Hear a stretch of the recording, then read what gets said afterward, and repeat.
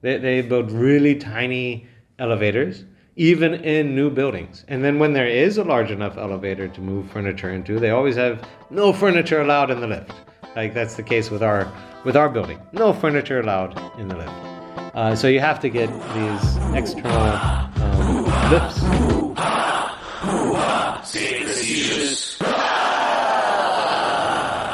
Hello, I'm Sean Basie at a Facetious Guide, or you can go to the website saintfacetious.com. All the links are down below. You'll see. Hopefully I can get this video up today, but yeah, we're in the middle of a move. We're going from Belgium all the way to Tbilisi, so excuse my slightly more informal style here. You can see we've got a completely empty house here. Well, okay, not completely empty house, a mostly empty house. And yeah, don't really have proper clothes anywhere. I have no idea where anything is. That's how it goes when you're moving. So the other day we took out all of our furniture, right? We had some mover guys come over and they helped disassemble all the furniture from our IKEA furniture. So it's very easy to take apart and put together and hopefully put back together. I know it wasn't really made for disassembly in so much as it was for easy assembly, but we'll see how that goes over to our destination, which is back to Georgia, Tbilisi, the capital of Georgia, which is, I guess, as most people know, is having some interesting times. I'm not going to comment too much on that, but hopefully everything works out as they should and people can have nice and peaceful lives as most people want. Of course, every side of every conflict, people are going to interpret that in each way, in their own unique ways, because peace for one side might mean, eliminating the other side and so on, as we see, as, with the talk about from, if you listen to Russia and all that, yeah. But I'm not going to do that. Leaving Belgium, though, it's going to be weird going outside of Belgium, like not going outside of Belgium, we're outside of Belgium all the time. It's going to be weird going back to Tbilisi, like moving from Belgium, and mostly because now this time we have, our 3-year-old, or actually when we came he was 3, he was 2 when he came. Now he's 5, so it's going to be really weird just having him and going back and seeing how that affects him. And he speaks English and French now, and he speaks a little bit of Georgian, but hopefully he picks it up quickly. We're gonna stick him in a daycare and kind of shock therapy him, see how that goes. Of course, all of his family is Georgian, so he'll be speaking hopefully in no time. He's got cousins and friends over there. And that's the best you can really do is hope for the best. Yeah. So our situation doesn't really give us the comfort of not doing that, for instance. But it's the reality for everyone. People have to move, people have to shift, people have to reframe their lives, and so do kids. And it's hard on the kids because they have absolutely no control over what's happening. But I think our kid has been fairly positive and upbeat about it. So I think hopefully it'll work out. And we have a nice setup in Tbilisi. Like we have a nice yard with a playground. We're next to some grocery stores. It'll be working out fine. I just wish the job market were different because it's going to be a lot harder to find remote jobs as an American with all these federal employees being dumped onto the job market. What do you do? But I'm told, yeah. So that's going to be fun. So yeah, in Belgium, they have a unique talent, I would say, for bureaucracy. Like they are like, they just invent forms upon forms upon forms. Like when I was living in Czechia, I was like, well, you just got to do this and this. It was pretty basic and understandable level of bureaucracy. And in fact, like the Austrians invented bureaucracy. Max Weber, I believe his name was Max Weber. Yeah, he has a whole textbook on how bureaucracy is good and how it functions and is supposed to function, all that. So in Prague, like you you get that sensible level of bureaucracy. Okay, some little bit of overreach, but more or less you can navigate it even as a foreigner. And Belgium is just like, it doesn't help the structure of the government here, because here you have Wallonia and Flanders. They have their own little governments. Then you have the national government, which is sometimes there's no national government because they can never come to a consensus. And then each commune as well. Like, so you have Brussels is divided up into several little communes, and each of these communes have their own little governments, and they all have their own forms to fill out that are all different from everybody else's forms. And we live like on the border of two communes that can't seem to understand where we live. Like, sometimes we have to register one service with one commune, sometimes another service with another commune, and it just goes back and forth.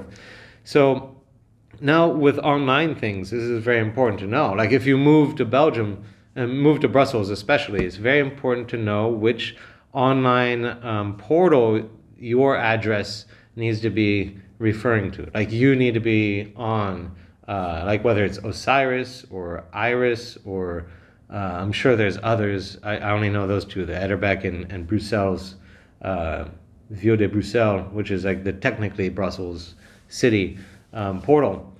And yeah, like, you need to be aware of the right one to go to register for everything that you're doing. Like, when you first move here, you have to register on there. You have to register with the police. The police have to come and visit your house to see you properly moved in, I guess. Then you need, when you leave, then you need the water and all those bills, and they all need to be routed through the proper channels for your commune. And then when you leave, you have to do the exact opposite stuff. But that's not even the difficult thing. The difficult thing is the furniture, okay?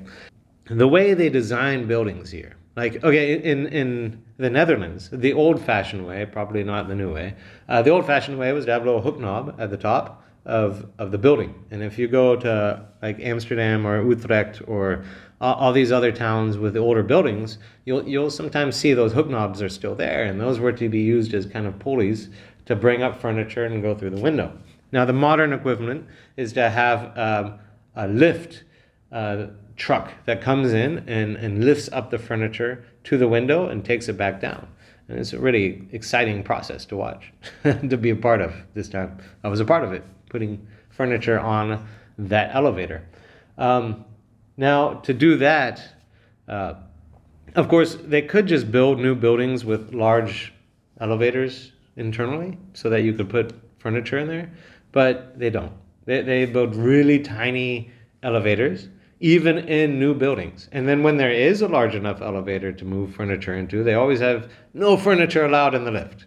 Like, that's the case with our building. No furniture allowed in the lift.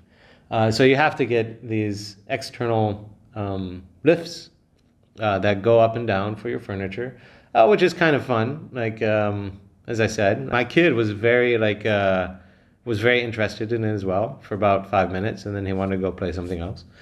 In order to do the lift, though, you have to go through your commune website portal. Now, with Etterbeek, you only have to go through one portal and do it all there, and you need to do it in advance in 7 days.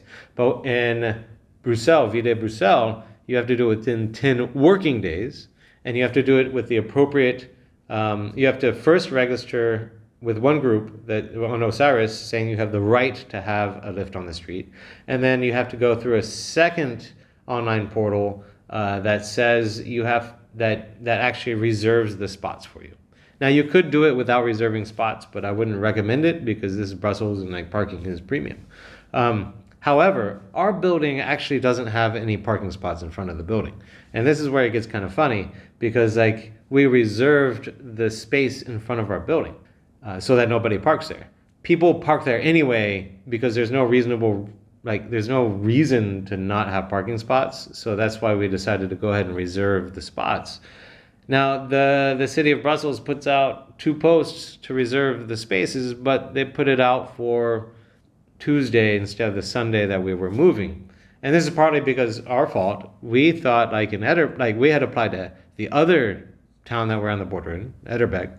We applied to them thinking that they would be the ones to do the rights and the spot reservation. But then they emailed back the next day, so that already puts us at day 9. They emailed back, no, you have to go to Brussels. So now we're emailing on day 10 or day 7. They're receiving our email about reserving the spot. So we just calculated out that, actually on Tuesday is 10 working days from when we made the claim. Even though we gave the date that we needed it, we called them, and they even confirmed with the dates that we needed it. They still put the signs out for the dates 2 days later. So, yeah. Moving on a weekend is very problematic because you can't just call anybody. They're all off of work. So you need to be sure, like if you're moving, it might even be better to move during the week if you can, because of that issue. Like you're more likely to get a response from the people who need to change something if you're doing it on the weekday, on a working day specifically. So keep that in mind if you're moving in and out of Brussels. Yeah, keep all that stuff in mind. Now our stuff gets shipped to Antwerp, driven to Antwerp, and we went to the shipyards there, which is kind of neat to see. Dodging all the bullets from the ongoing drug war. No, not really. It's just a quiet lot of trucks and transferring things over. And then it will actually go to the shipyards. We weren't at the shipyards. We're at the truck yard place. You can tell I'm not into logistics so much. It is an interesting subject. I would love to get into logistics, but I don't know all the terminology, obviously. So yeah, from Antwerp it goes to Georgia, hopefully all the way to our house, and hopefully we can find somebody to help us put it up, because this 42-year-old man does not have the back to take up a 2-bedroom household up to the 8th floor. We have a tiny Soviet lift too. And the funny thing there is, like, it costs 5 tetri. That's like cents. 5 tetri to go up, 5 tetri to go down. Very efficient. But and you're like, every time you're in there, you're like, is this gonna work? Is this gonna work? But I will say this: we have a modern elevator here in Belgium, in the building here, and that thing breaks down all the time, especially in the beginning. Oh, like it was stopping and not working, and just like all the time. Like it seemed like once a month there would be an issue with the lift. Okay. And actually, even all the way up to today, like 2 months ago, there was an issue with the lift. Now, all the time that I lived in my Soviet flat in Georgia with the coin-operated lift, I can't remember a single time. Like I remember one time it stopped working because the guy didn't know the coins was full, and of course he came out the same day because he wanted that money. So maybe it's not that bad of a system. I just wish it wasn't like the 5 tetri. I wish it was 10 tetri, because 5 tetri is a real hassle to deal with. But yeah, so those are my thoughts. Like leaving Belgium, I'm kind of sad. Like it is a great city. People are pretty nice. Like it's a very international city to live in. So if you're thinking of like a city to move to in Europe, my fellow Americans, Brussels is actually a pretty good selection because it's so international and it's easier to like fit in than other cities where they're more of like ethnocentric, I would say, because it's just really diverse city.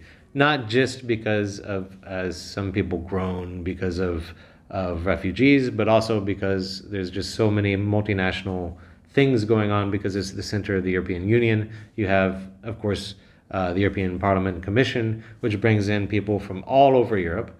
And then you have, all the embassies, you have all the companies and jobs that support people at the embassies and that have created a demand, which creates another demand. And so, it's almost like being in New York. It's the New York of Europe, right? Like it's just, I guess, actually a better comparison is the DC of Europe, really. So yeah, it's a pretty good, friendly place, welcoming place, because almost nobody's actually from here. It's hard to find an actual Belgian. I do know some Belgians, have some Belgian friends, and like one of them moved off to Poland, because many Belgians don't even stick around. So, and that's a plus minus of being in the European Union and being a capital of the European Union. Of course, if you go out to the villages and and other towns, the demographic changes significantly. But it is still very international. And of course, people from all over the European Union move wherever they want, and they end up speaking English often as their common language. Like, I'm not talking just Belgians, even though I have found that Belgians and like Flemish and Walloons often defer to English when speaking to each other rather than like submitting to the other person's language. You can correct me if I'm wrong about that down below in the comments. If you're Wallonian or Flemish, how do you feel about that? Of course, it's better to just learn each other's languages. Often you do. But yeah, I do find that among my Belgian friends, they just default to English even when talking to other Belgians. It's kind of funny. It's a good common language. Everybody knows it, I guess. Benefit for me, but it's not such a benefit for me actually, because it like has retarded the development of languages in my head, as every American knows, because we only learn English starting out until we're like 16, and we learn like a smattering of another language, which isn't enough, like a couple hours, 1 hour a day, for a couple years, not remotely enough to learn a language to any level. And when you learn a language as a kid, that helps your future ability to learn languages. I didn't learn Russian or Spanish until I was in college, or high school and college. I don't think I know them that well. Russian I can speak decently. I used to know better when I was living in Kyiv. But yeah, so like, yeah, and that gives us great hope when we're dealing with our kid, that he's like 5 years old, right? And he's already got 3 languages, which is really impressive, even if you're old. Now imagine that if he's starting off as a trilingual, his ability to learn languages in the future is going to be through the roof. He's just going to pick them up left and right. It's awesome. I think that's like the best legacy I can leave my kid, is that right there. I think that's just cool. So Georgia is it's exciting for me to return to. I've got lots of friends back there. And also just linguistically, it's really exciting for my kid to return to one of his motherlands and living there. I think right now he thinks he's Belgian. So maybe it's good to go back to Georgia for a bit and let him learn some Georgian, let him feel Georgian, and then we can move off to our next adventure, maybe in Georgia, maybe in the US, maybe who knows where. Okay, so yeah, this is Saint Facetious signing off. Have a great weekend, and sorry for this format. Probably, yeah. Hopefully I'll be set up again better next week, when we're actually moved. Of course, we don't get all of our furniture and stuff until like a couple more weeks, so I don't really know the setup that's going to happen. Hopefully a little better off.